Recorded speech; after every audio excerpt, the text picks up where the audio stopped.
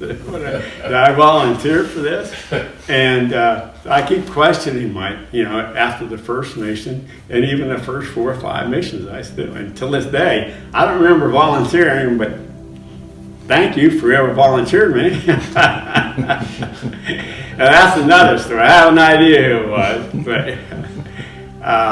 but on when we were talking, a friend of mine who was doing a little video for our company, that's Nancy Romero Valor. She has her own little video company she's building, and it's called Passing Thoughts Productions. And she was doing she wanted to do a video about our company because her brother-in-law served with us. So she wanted to do something for us. So she was in our reunion in 2015 and interviewed 7 of us. And I remember what was ironic about this interview, that one of the guys, she was interviewing Moyer and this is his quote, so I want to give Warren credit for that. When she was talking about it, he says, "Oh yeah, when you went on one of these missions, like going to a camping trip to hell." I thought, very good description. But it was quite interesting. In fact, one of the funny things, well, it's humorous now, I don't know about then, but about a 3rd or 4th mission, I'm still trying to figure out, how in the hell how did I get into this? Was I going to go home alive? That was always the thought.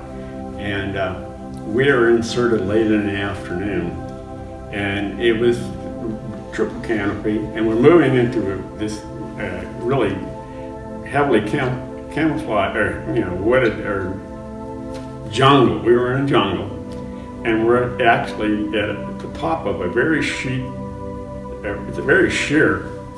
although it was growth, but it was a very sheer drop down quite a ways where we'd set up for our perimeter there at the top of that.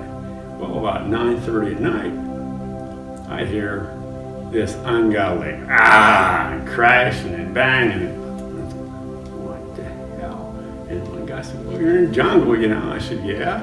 So I'm sitting there thinking, and the noise went on for it seemed like all night. It didn't, but it seemed like all night. And I'm thinking it was an M16. I said, I'm waiting. I said, if whatever comes up over that hill, I'm gonna empty this baby. That's what, I was thinking, wow. Not only do I have to worry about Charlie blowing me away, now I have to worry about being eaten. I don't think so. And the jungle out there.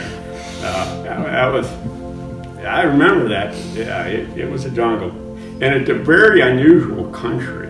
You can actually be in a rice paddy and not go maybe 1,500 meters or clicks, and you get into elephant grass, or you could get into triple canopy jungle, different way, and wait a minute bushes, and the whole 9 yards. It could change pretty quick sometimes, which made it really unusual to operate it, because the terrain could change very quickly in different extremes. And the wait a minute bush was hard to get. Wait a minute bush was hard to get through, and really, because it was just what we call wait a minute bushes, because it was eerie, and we're trying to be quiet and get through this stuff, and you're crawling through this, very slow, Plus you're carrying 100 pounds. Yeah, on your back. Yeah, and you're trying to get through it, and then you're looking left and right, above and beside you, and you see little snakes crawling through this stuff. You see big spiders hanging here, and they say everything's bigger in Texas. No, it's bigger in Vietnam. Bigger bugs, bigger snakes, bigger lizards. Yeah, everything's bigger in the jungle, and you see spiders that might have the base of their body the size of your fist. And put this, the funny thing about it, the snakes and lizards, none of that stuff seemed to bother me. Only 2 things ever really bugged me or bothered me in Vietnam. First was the leeches. The leeches would get you on, and you wouldn't know it. They would be, and they were very rude. They didn't care what they hooked onto. so. Yeah, you'd find the leeches. Yeah, you didn't know it till you either actually broke one, or you're taking your shirt or pants down or something, and there's a leash hanging on you. So yeah, I hated the leeches. That was. Then the most unpleasant thing were the rats. Is you would be sleeping at night, and you're 5 or 6 guys. You're quiet. You might even talk for 7 days, 6 or 7 days. You're not talking because you got to be dead quiet. So you're somebody's awake pulling guard, and all of a sudden you feel something walking up, and then you feel their cold wet nose touch your face, and I go, oh no. Yeah, that did not like the rats, and I could swear when I went back to Vietnam back in 2012 and stayed with a friend of mine who was living in Saigon at the time, and I was up on his 3rd floor of his apartment building looking down. It was early in the morning, and I could swear I seen a rat carrying a cat. I could swear. That's how big they are.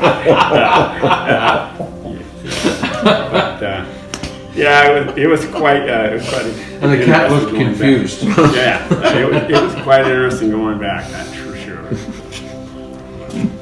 So,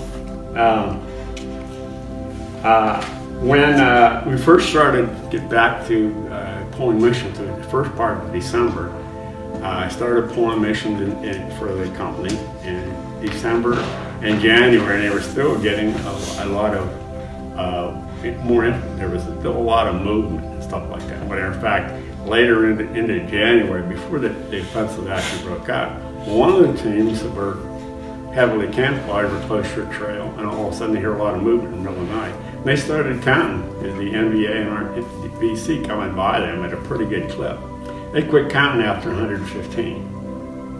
So, and they were just feet, or maybe even inches from this many people going by. So, and that's one of those days when the heart's pounding so hard, they had to hear your heartbeat. They know the enemy had to hear your heartbeat because it was beating so hard. So, wow, just a wonder we all didn't die of a heart attack. But that was pretty ironic. And then when it broke out, there's several missions that were going on during that time frame also, and there was a lot of movement. In fact, I have a whole list. Actually, if anybody's really interested, I have reports here, but you can actually go on the F Company 51st Infantry Long Range Patrol Facebook site, which is open for the public and is now open for a study group.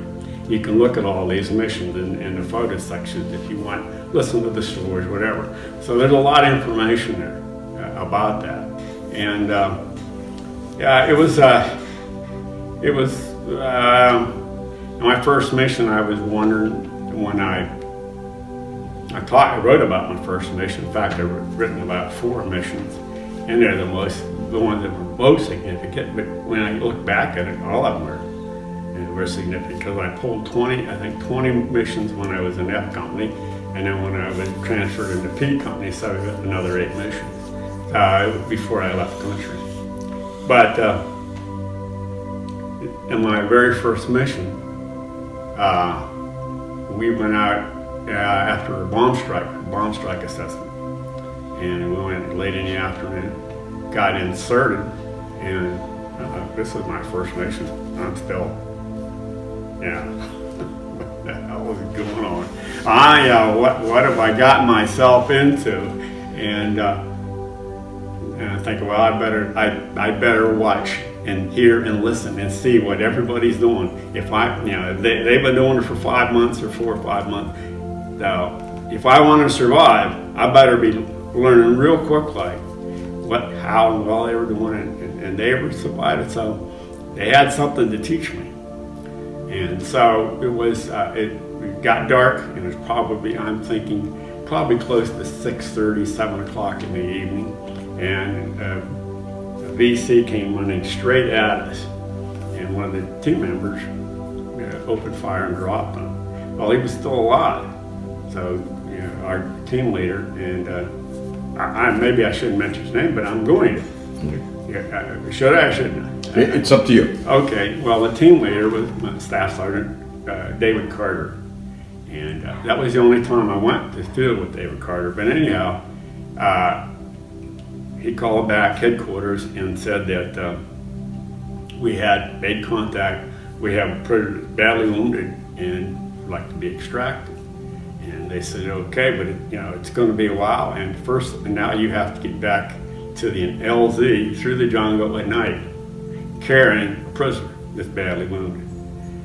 And as we're, gathering up all our equipment and stuff, getting packed, and we started heading back to the LZ, and we're taking turns trying to help, carry the wounded POW.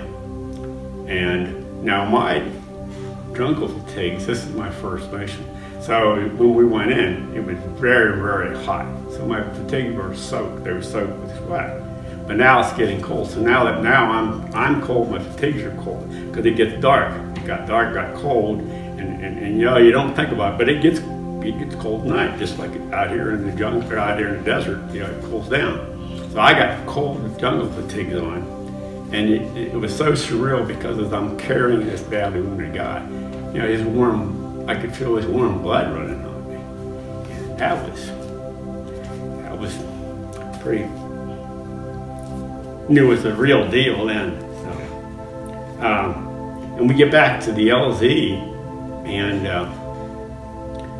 they're waiting we finally made the LZ, which in the jungle in the dark to find their extraction LZ. That in itself is amazing. Thinking about it anyhow.